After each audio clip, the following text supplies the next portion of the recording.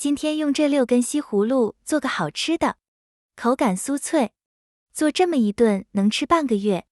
洗净的西葫芦去头去尾，然后切成丝。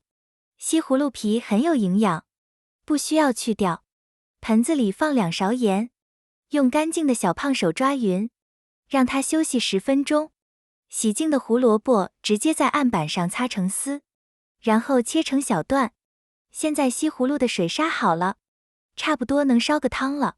汤汁不要倒掉，放入切好的萝卜丝，准备1半剩馒头，把皮去掉，把馒头捏成碎渣，尽量用这种比较干的馒头，也可以用吹风机吹一会儿，然后放点葱花和姜末，适量的胡椒粉，再来点五香粉，最后放点食用油，40克玉米淀粉，分次加入适量的面粉，边加边搅拌，加面粉直到能调成这种粘稠度，不要加的太多，多了口感会发硬。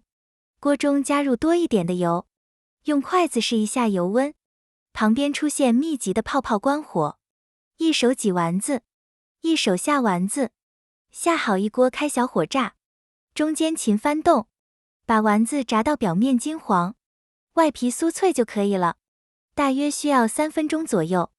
框子底部可以铺一层吸油纸，这样做的丸子口感特别的酥脆，里面特别鲜嫩。炖菜或者涮火锅的时候放一些，特别好吃。放凉的丸子可以用保鲜袋封存，放在冰箱冷藏保存半个月没有问题。喜欢的朋友可以先收藏起来。谢谢大家。